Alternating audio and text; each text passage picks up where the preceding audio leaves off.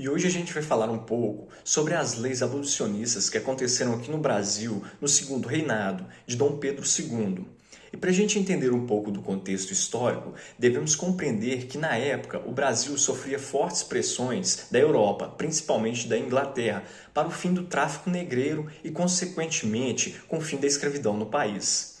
E uma das principais leis criadas em 1831 foi a Lei Frejó, e essa lei consistia na proibição do tráfico negreiro, ou seja, navios que vinham para o Brasil lá da África carregados de escravos, ou seja, os escravos na época eram mercadorias. Só que essa Lei Frejó, ela foi uma lei considerada como uma lei para enganar europeus, porque ela só existia no papel, mas ela não era seguida aqui no solo brasileiro. E com a pressão da Inglaterra, aí sim, anos depois, em 1850, foi criado a Lei Eusébio de Queiroz, que aí sim foi o fim do tráfico negreiro, ou seja, o tráfico negreiro ele se tornou ilegal no Brasil e ele era caçado pelo governo brasileiro da época. Outra lei que foi criada depois para acabar com o tráfico negreiro foi a Lei Nabuco de Araújo, e ela foi criada em 1854, e ela perseguia esses navios clandestinos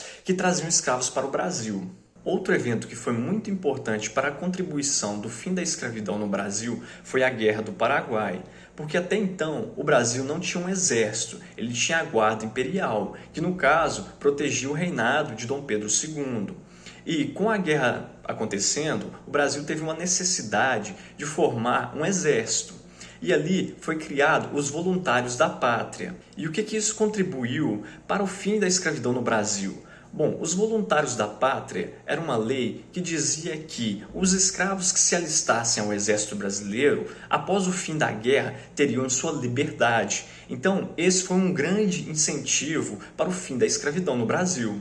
Outra lei que foi muito importante foi a Lei do Ventre Livre. E essa lei dizia que filhos de escravos nascidos após 1871, eles seriam livres, não seriam mais escravos. Outra lei também que foi criada para contribuir com o fim da escravidão no Brasil foi a Lei do Sexagenário, que dizia que escravos acima de 60 anos deveriam ser obrigatoriamente livres. Mas por que essa lei foi considerada uma lei furada?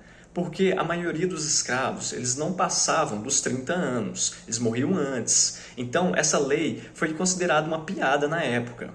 Agora, a principal lei para o fim da escravidão no Brasil foi a Lei Áurea, que aconteceu em 1888, assinada pela princesa Isabel.